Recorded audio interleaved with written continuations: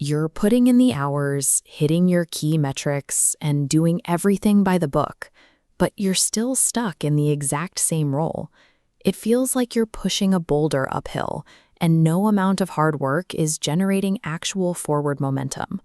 When you hit this plateau, standard corporate advice points you to one universally prescribed solution. You need to get a mentor. So you find one, you listen to them, and you still don't get promoted. Advice helps you navigate the job you have, but it doesn't automatically clear the path to the next one. There is a specific threshold where coaching stops and advocacy begins. There is a massive operational difference between a mentor and a sponsor. Mentors teach you the how of the job. Sponsors introduce you to the who of the organization. If you want to unblock your path forward, you have to shift your networking energy away from just building competence and start actively building access. This quadrant chart maps out exactly how this works. We can evaluate your professional growth by looking at two variables: your skill mastery along the bottom and your career velocity on the side. Down here in the bottom left is the unmentored worker. They are trying to figure out the job completely alone, which results in low skill and very slow career movement. Over on the bottom right is the mentored worker. They possess high skills because they have great guidance, but their career velocity remains flat. The top right corner is the ideal state. This is the sponsored worker. They have the high competence, but they also have the rapid career advancement to match it. Bridging that gap from the bottom right to the top right doesn't happen by collecting more feedback. It happens when you abandon the search for more advice and seek structural leverage instead. Let's evaluate the mentor relationship first, because it is an entirely necessary prerequisite for your early success.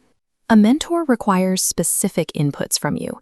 You have to be extremely vulnerable, expose your personal weaknesses to them, and dedicate real time to practicing their feedback. The return on that investment is the rapid development of functional muscle memory. You get to learn the mechanics of your industry in a safe, low-stakes environment. Think of a mentor like a personal trainer at the gym. They will perfect your form and help you build strength, but they cannot lift the weight for you on competition day. That reveals the strict strategic limitation of a mentor. Their influence is confined entirely to your internal development, not your external advocacy.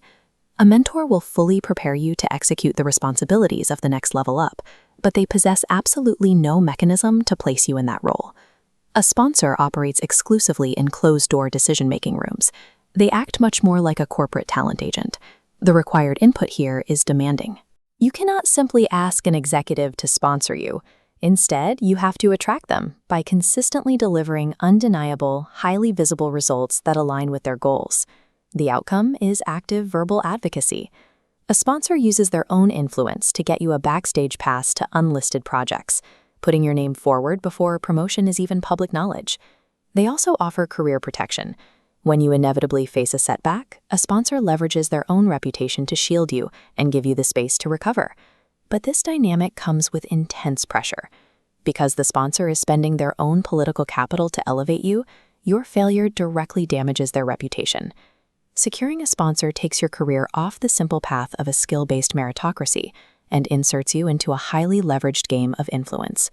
Let's put both of these roles side by side in this matrix to clearly map out the risk and reward of each. Starting with your inputs, mentorship demands the safety of vulnerability, while sponsorship strictly requires proven ROI. Looking at outcomes, you get internal skill development from a mentor, but you get external, backstage access from a sponsor. And the trade-offs: mentors offer no direct advocacy in the rooms that matter, whereas sponsors put you in the spotlight under high-stakes performance pressure. Confusing these two distinct structures is exactly why professionals stagnate. They mistakenly ask their mentors for access, and they ask their sponsors for advice. To apply this to your own strategy, take a look at this decision tree and identify your immediate career bottleneck. If your honest answer is that you still need to master your current role or industry, your target is simple: seek a mentor. Attempting to secure a sponsor at this early stage is a massive misallocation of your effort. Stepping into the spotlight is highly risky without a proven track record to back up your performance. Right now, you need a safe space to fail and learn the ropes, free from the heavy expectations of a sponsor. Prioritize finding mentors to build your undeniable competence before you ever attempt to secure a stage. But if you are highly competent and inexplicably getting passed over for advancement, follow the path to the right. Seek a sponsor. Your bottleneck is no longer a lack of skill. You need to immediately stop seeking advice or collecting additional certifications. Identify the senior leaders whose departmental goals align exactly with your specific high-value output. Then make your utility to their agenda undeniable. Both of these relationships are essential over a lifetime of work, but they must be sequenced correctly to avoid career paralysis. A career does not take off simply because you know how to do the work.